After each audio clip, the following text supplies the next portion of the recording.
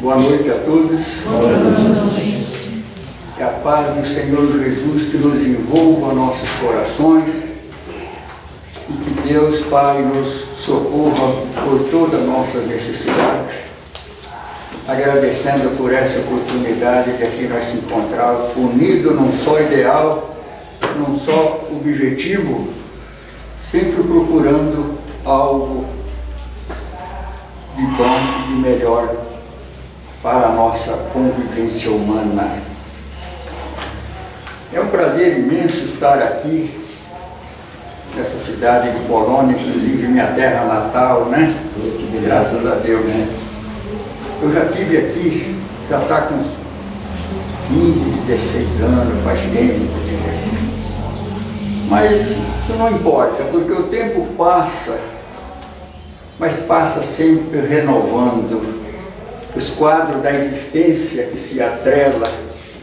Vamos agradecer a Deus pelas bênçãos da vida, porque a vida é coisa bela, embora as privações que nos vêm nos agredir, mas com as lições que aprendemos neste mundo, nós sempre temos o melhor caminho a seguir, diante das lutas que estão propostas e expostas.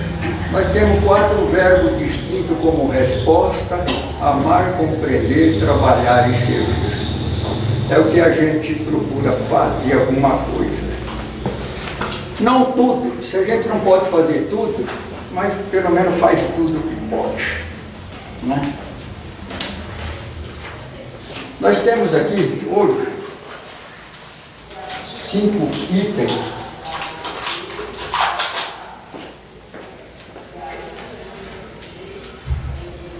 inclusive dá para ficar um pouco até preocupado assistência, né? Com 5 itens, mas ó, vocês podem ficar calminho que antes de meia-noite termina. Bom, isso aqui é uma coisa puxando a outra, cada item dando uma prova e testemunho de si mesmo. Nós temos o primeiro item, Deus em nós. Esse item é o seguinte: toda criatura que ele tem algo com Deus, tem fé, respeita, crê em Deus, é criatura de bom sentimento, né? De bom comportamento, criatura de respeito. E essa criatura, ele queria encontrar Deus, queria abraçar Deus, como fosse eu, que nem encontrei o meu amigo aqui, abracei, cumprimentei. Ele queria encontrar Deus e fazer o mesmo, mas não era possível. Apesar de toda a humildade dele, certo dia ele encontrou um amigo e disse assim: olha, eu procuro tanto Deus, não consigo encontrar Deus. Aí o amigo diz assim: não, mas acontece que Deus habita em nós. Ele falou: olha, eu não vou discordar com você, nem eu sei que ele não habita, porque eu sou um pecador. Deus é infinito, é de grandeza infinita, para habitar num pobre igual eu, mas de jeito nenhum, pode habitar em vocês. Aí eu tenho certeza que em mim não habita, porque eu sou muito pecador, sou muito inferior e não mereço isso. Aí o amigo falou assim: olha, você não pode falar assim, porque Deus é o seguinte, Ele se alegra com a nossa alegria e se entristece também com a nossa tristeza. E ele preocupou com aquilo. Saiu. Eu vou me colocar no lugar do personagem, faz de conta que ele está dizendo. Certo dia ele chegou num oratório, joelhou, né, e disse: Senhor, já te procurei por todos os lados, em todas as estrelas, por toda a sua grandeza, mas acabei ficando triste por saber que o Senhor, Deus, está triste com a minha tristeza. Mas eu sempre procurei fazer o melhor. Sempre visitei os doentes, às vezes até com lágrimas no rosto. Abracei tantas criaturas e não consegui abraçar Deus. Isso sim me causa desgosto. Visitei tantas religiões famosas, espírita, católica, testemunha de Jeová, protestante e tantas outras santas, e não encontrei Deus por lá. Caminhei, voei, sofri e não vi. Não consegui ver meu Deus. Por que eu não consigo ver meu Deus? Mas eu queria ter uma explicação por quê. Foi quando a bondade divina falou baixinho no ouvido dele: pare de procurar Deus, Deus está onde está você. Eu levei aquele choque naquele momento, senti a presença de Deus, fiquei embebido por uma forte emoção, que jamais acreditava que Ele estava num cantinho do meu coração. Meus irmãos, minhas irmãs, fale sobre Deus, proclame esse amor divino. Não se faça de surdo nem mudo. Com certeza Deus habita em cada um de nós, porque Deus é o todo que está em tudo. Esse é o primeiro item.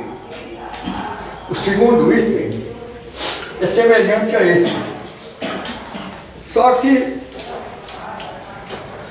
como diz o velho ditado, cada caso é um caso. Cada cabeça é uma sentença, cada um tem sua maneira de ser, de procurar, de fazer, né? Esse outro, ele procurava Deus também. Só que ele chegou a ponto de duvidar da existência de Deus. E chegou a ponto também que ele desacreditou da existência de Deus. Me colocando no lugar do personagem novamente, ele disse: Senhor Deus, passei tanto tempo te procurando e não sabia onde estava. Olhava para o céu infinito e não te via. Parava e pensava comigo mesmo: mas será que tu existe mesmo? Mas não me contentava na busca e prosseguia. Tentei te encontrar nas religiões, nos templos, tu também não estava. Te busquei através de sacerdotes e pastores, também não te encontrei. Cheguei a ponto que me senti vazio, só, desesperado, eu descri. E na descrença eu te ofendi. E na ofensa eu tropecei. E no tropeço eu caí. Na queda me senti fraco. Fraco, procurei socorro.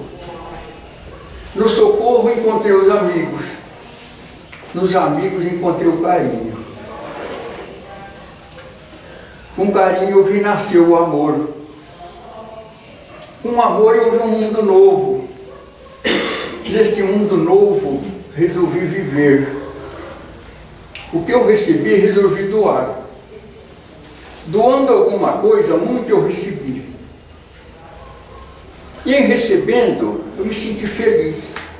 Sentindo-me feliz, eu encontrei a paz. E foi com a paz que eu enxerguei. E dentro de mim era que tu estava, e meu Deus, sem te procurar foi que eu te encontrei. Mais uma prova de que Deus habita em cada um de nós. Portanto, que quando o ser humano transgride a lei humana, que ele se compromete com a lei humana, né, que ele merece ser punido ou julgado, então ele arruma um advogado para o advogado provar aquilo o contrário, que às vezes até consegue, né?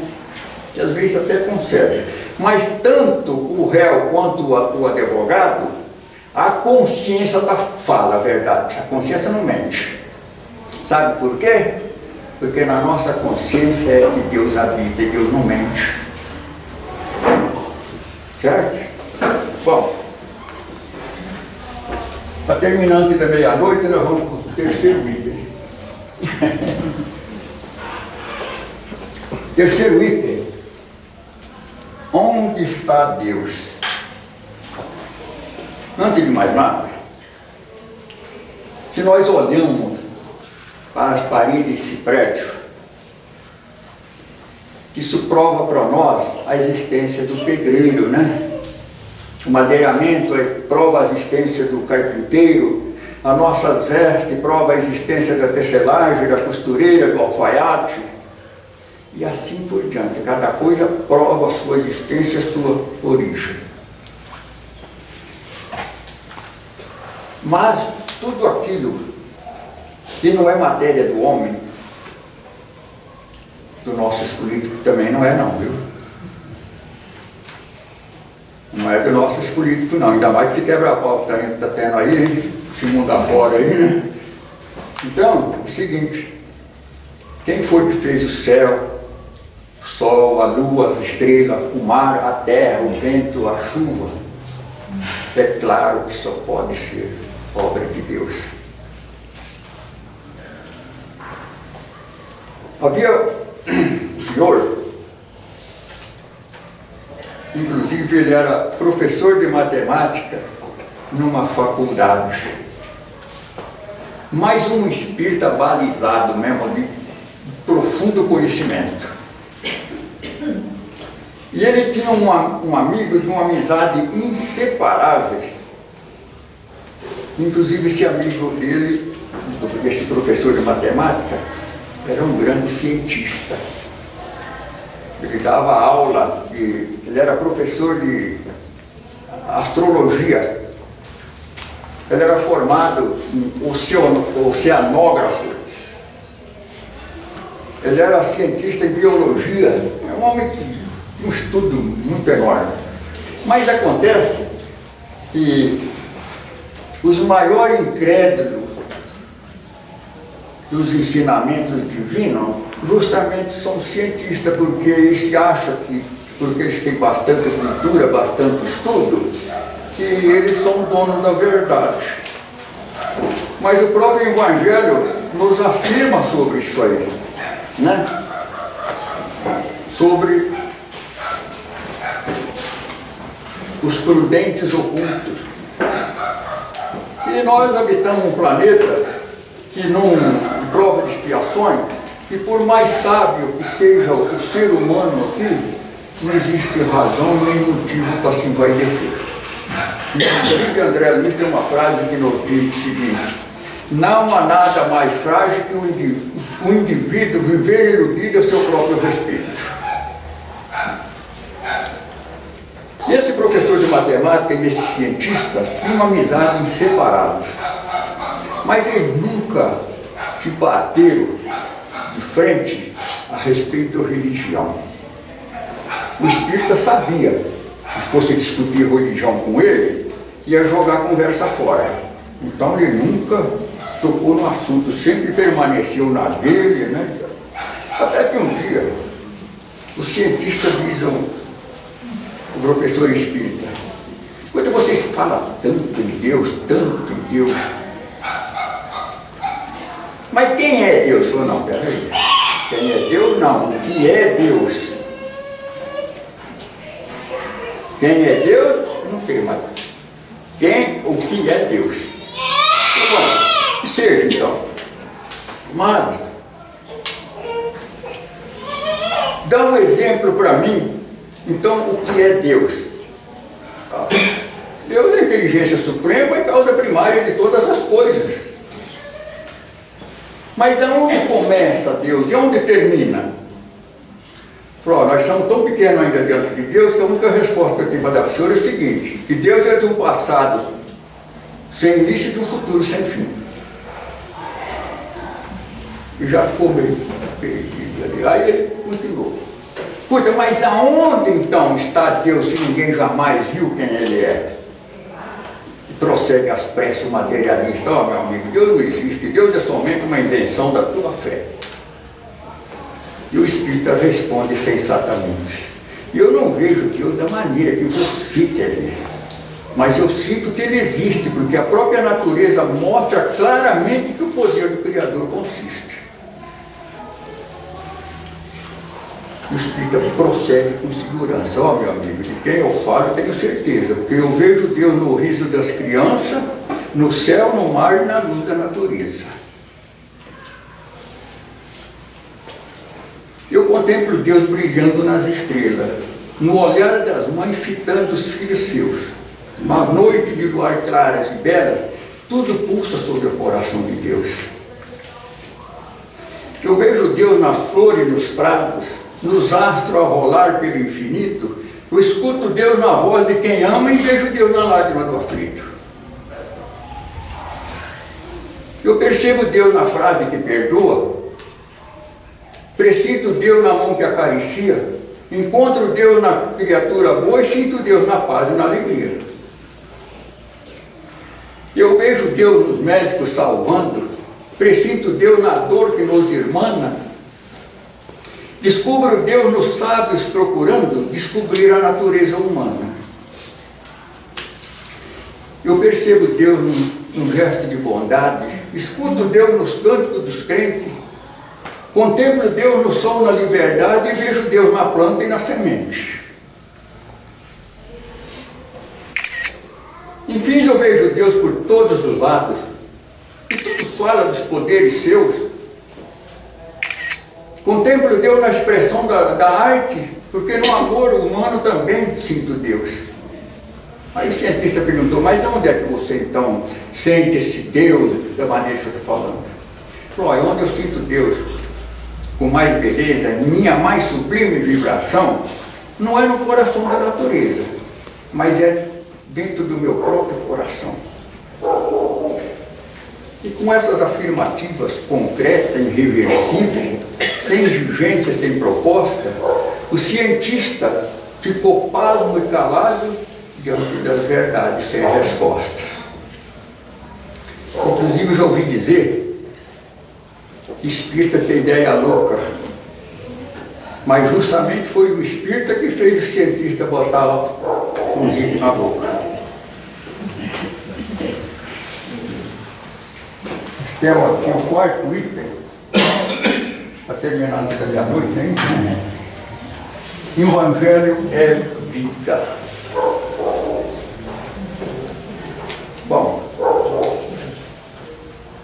o Evangelho afirma que é vida porque ele nos ensina, se nós acolher, acatar o fundo do Evangelho como ensinamento, com certeza nós vamos ter uma vida mais equilibrada, nós vamos viver melhor. Não vamos ter a total felicidade, porque o Evangelho mesmo nos alega que a felicidade não é desse mundo, mas que nós vamos viver melhor, sim. Por isso que ele prova que o Evangelho é vida, porque se nós acatar tudo que ele ensina, nós vamos viver melhor.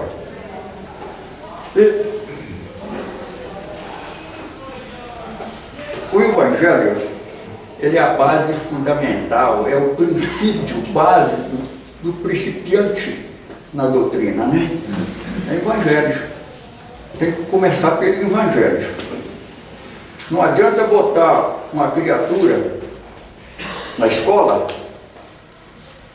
sendo que ele, em vez de começar pelo primeiro ano, botar ele lá na quarta série. Não vai virar nada. Não adianta querer passar por cima, porque a doutrina espírita não tem esse negócio de passar por cima. Ou é ou não é, ou deixa de ser. Estuda. Por isso que a doutrina espírita ela se compõe ciência, filosofia e religião. A ciência, ela declara o que é estudo, estudar ela. A filosofia é colocar em prática o que ele ensina. E a religião confiar o que ela nos indica, o que ela nos propõe. Então podemos dizer que o Evangelho de Jesus é um manancial de pureza que traz em si toda a beleza do eterno reino da luz. É uma fonte de paz imensa, luz divina da verdade. Nele o barco da bondade navega no mar da crença. Ensinamentos profundos estão no Evangelho traçado e nos mostra quanto são elevados o destino dos mundos.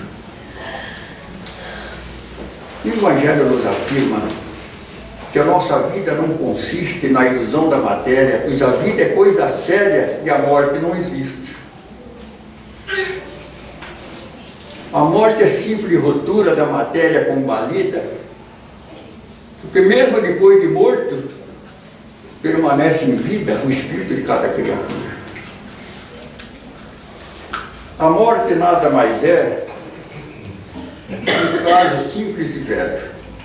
Procure aumentar a sua fé, abraçando o Evangelho, e faça do Evangelho o seu roteiro de luz, para que não acabe ficando velho e afastado de Jesus. E agora nós vamos dar uma prova de que o Evangelho é vida. Esse fato é verdadeiro. Que nas terras de Mato Grosso, um fazendeiro viúvo por nome Constantino jurou lavar sua honra com o sangue do Agripino. Que problema comezinho, surgiram discussões de insultos e xingamentos culminando em agressões. Seria matar ou morrer, afirmava o fazendeiro, carregando sua arma qual se fosse um justiceiro. Em dados momentos, porém, seu filhinho de 10 anos, em pranto de lágrimas e choro, implora: Paizinho, esqueça o agressor, ouça-me aqui agora. Escuta, eu já não tenho a minha mãezinha, que há tempo mora no além. Como poderei viver se o senhor pode também? E buscando na gaveta um livro já bastante velho, ele explica, e entregando às mãos do pai, um exemplar do Evangelho. Papai, mamãe nos deixou este livro como herança. Diz nele que encontramos a paz, o amor e a esperança. E o fazendeiro abre o livro, surpreso, lê a lição, em que Jesus nos enfatiza a vivência do perdão. Nesse momento ele se acalma, guarda o revólver no cofre, forte emoção lhe domina. Ele abraça o filho e agradece a providência divina. Este fato verdadeiro, que através do Evangelho que nos elucida, pode crer no Evangelho, que ele salvou uma vida, como salvo. Pronto. Vamos para o quinto e último item. Irmão do caminho. Mas por que irmão do caminho, hein? Ou na narrativa, depois nós vamos ver por que irmão do caminho. Bom, quando Jesus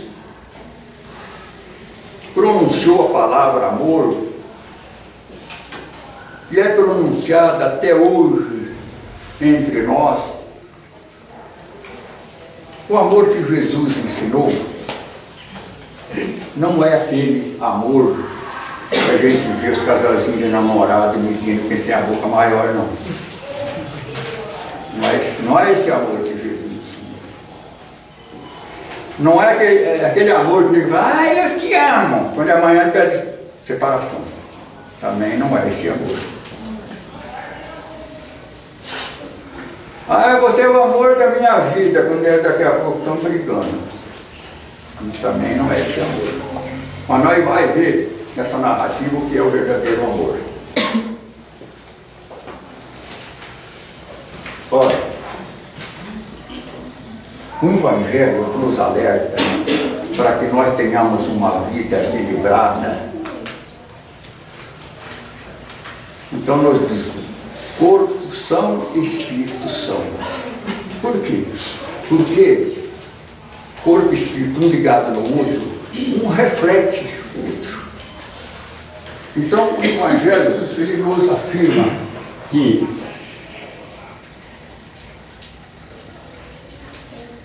espíritos são, corpos são. Está escrito errado, mas depois vai ficar certo. Espíritos são, corpos são. Bom, mas acontece que não basta dizer eu creio, eu amo, eu rezo. É interessante, temos que fazer isso, mas no amor, na maneira de nós crer e de nós orar, tem que ter ação. O corpo, para ter uma vida equilibrada, ele tem que se alimentar, né? Temos que se alimentar.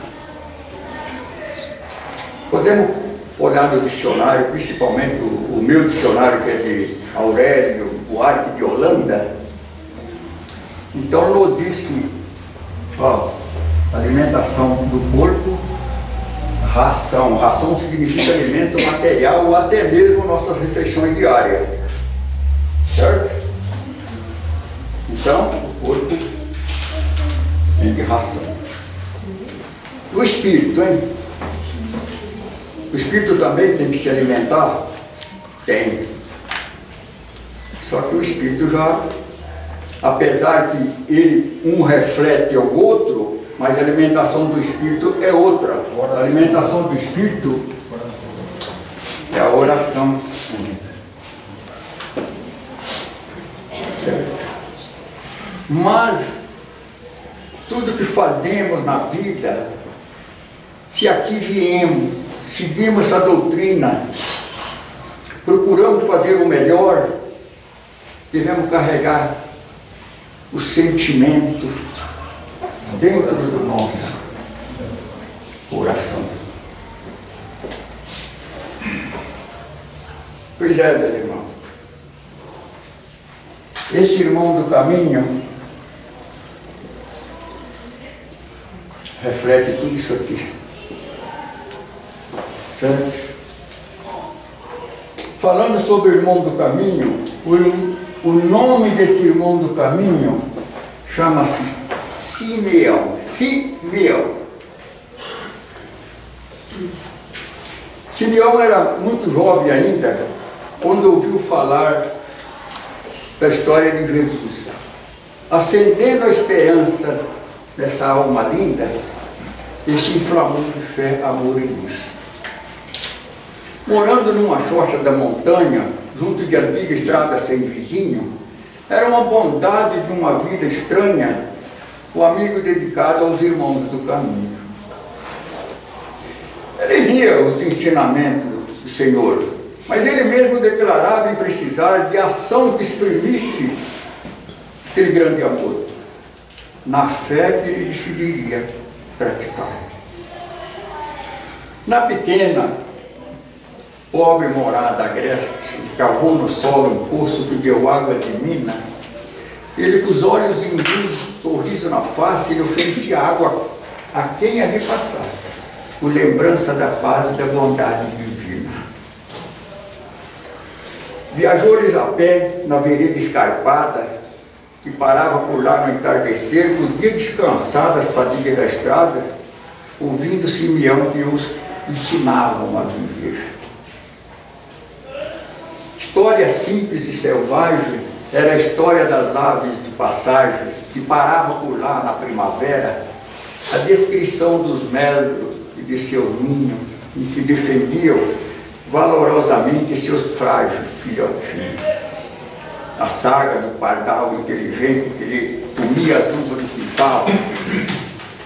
Em seguida ele falava aos seus interlocutores das lições de Jesus, da beleza das flores, do sol, do amanhecer, das flautas do vento.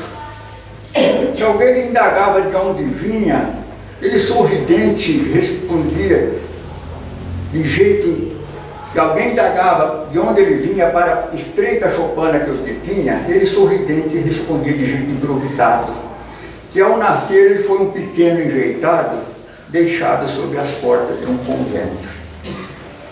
Lá ele foi recolhido, tratado, aprendeu a ler e escrever, cresceu trabalhando em lavação de pratos, mas sempre amando Jesus de tal maneira que quando ele se fez homem, um mosteiro lhe doara o recanto do mato numa montanha empedrada, onde ele conservava uma antiga parrilha.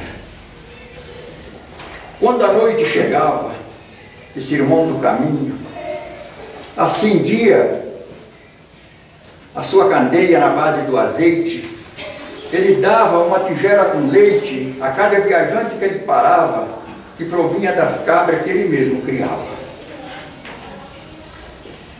Mas não ficava só nisso. Simeão já havia feito outro compromisso. Recordando Jesus e seus 12 seguidores, ele lavava os pés de todos aqueles viajores. Em seguida era uma prece ligeira antes que cada um tomasse a sua própria esteira, né? Simeão já alcançava os 80 janeiros, trabalhando e servindo dia a dia, sem qualquer um outro companheiro, a não ser um viajante pedindo pouso por uma noite de paz ou um copo de água fria. Certa noite chuvosa, escorado ao bordão, de corpo já recurvado para o chão, o estimado velhinho encontrava ali tão sozinho. De vez em quando ele abria a porta, ele imaginava que podia ter alguém varando a noite fria e morta, mas não vinha ninguém. Era Natal, quase que ninguém saía do recesso do lar, a fim de contemplar a noite que trouxera o grande dia. E Simeão, antes de recolher-se, meditando em Jesus, colocou uma flor líria sobre a mesa, uma flor lirial da natureza, e depois sobre ela uma tal medalha singela, uma foto miúda de criança com Jesus pequenino na lembrança. E deitou-se fatigado, deixando o apoio do cajado, e o velhinho ouvia a voz do vento que lá fora o temporal se fazia violento. Às altas horas da noite, uma voz chamou baixinho: Simeão, Simeão, meu irmão do caminho. Respondeu o interpelado: quem sois vós? Eu sou um peregrino desacompanhado, eu rogo pousada, irmão. Respondeu o forrasteiro. Ergueu-se devagar e cansado o velho hospedeiro, fez luz, abriu a porta, mas o vento apagou a chama semi-morta. E disse o velhinho: entre, que agora eu já não estou mais sozinho. Acendendo de novo a mecha da candeia, ante o brando clarão que renasce a aldeia, ele viu o recém-chegado acolher-se num canto. Era um homem de um rosto triste,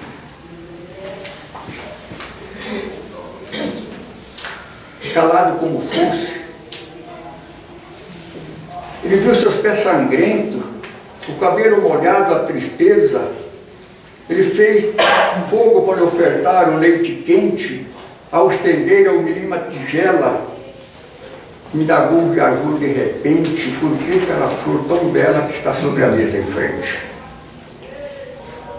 E Simeão respondeu o peregrino: é que nós estamos no Natal, e muitas vezes eu penso que nossa Mãe do Céu, com seu amor imenso, pode ser uma flor dando à luz um menino.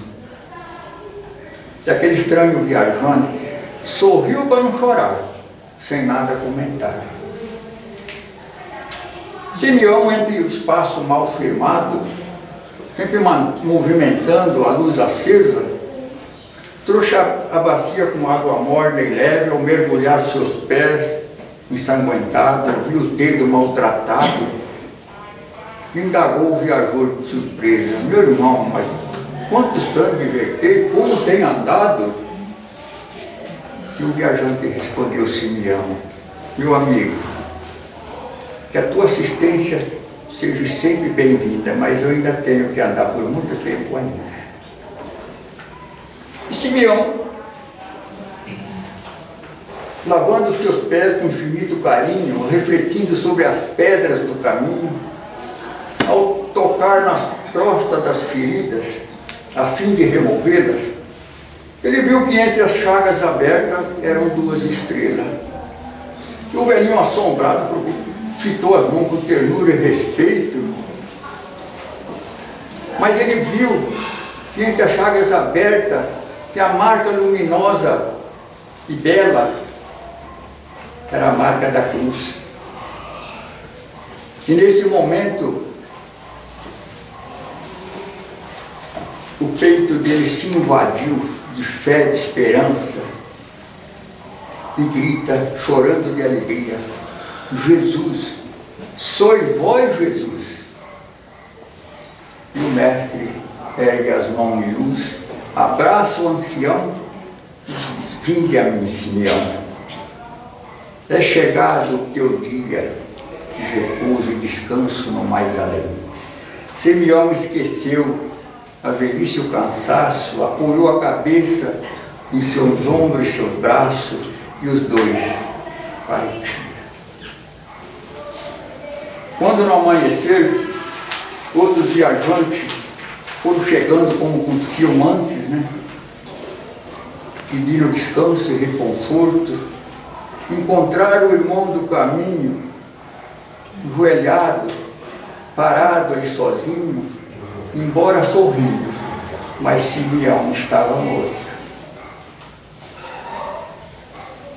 Simeão copiou Jesus a vida inteira, sem medir esforço, sem medir canseira, passando por 1001 dificuldades, mas persistiu na fé e na caridade, nunca se deixou vacilar. Esse verdadeiro amor Jesus veio buscar. Por bondade divina, Deus deu a todos nós o livre-arbítrio para que cada um de nós fazer da nossa vida o que nós quisermos. Mas o que Jesus fez por Simeão, ele fez também por Chico Xavier. Que Deus abençoe a todos. Obrigado.